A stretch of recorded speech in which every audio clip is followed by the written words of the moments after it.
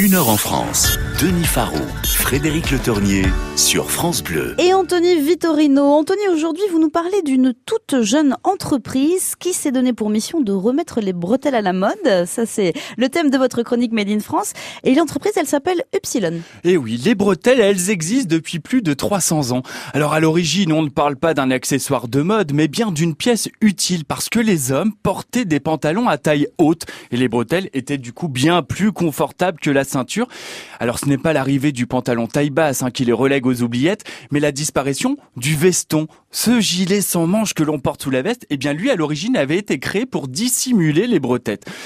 Mais qu'on se rassure, les modes changent et aujourd'hui le pari de cette jeune marque est que nous les portions fièrement. Et qui est à l'origine de cette marque ? Deux frères bretons, Baptiste et Antoine Moison. Ils ont respectivement 24 et 32 ans et c'est Antoine qui a eu l'idée. Une idée qui lui est venue après une soirée à thème. Il y a un an, des amis organisent une fête dont le thème est chic et original. Alors Antoine cherche des accessoires pour se démarquer.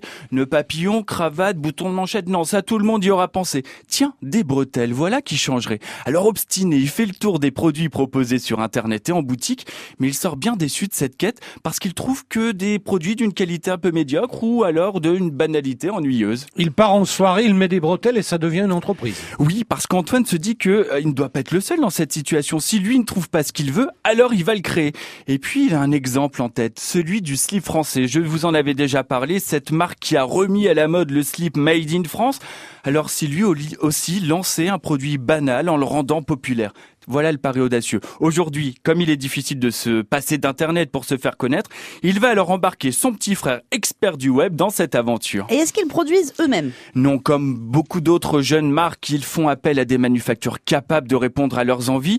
Et après de nombreuses recherches, ils se rendent compte qu'un artisan capable de confectionner ses bretelles a son atelier dans la même ville qu'eux, à Fougères, en Bretagne. Et c'est ça qui est bien dans ces nouvelles entreprises Made in France, ces entrepreneurs qui se lancent, c'est que ça permet une sauvegarde de nos savoir-faire. Chez nous, en France, un pari réussi, puisqu'en moins de 2 mois, c'est un succès. Les deux frères ont même dû déjà repasser commande auprès de l'atelier.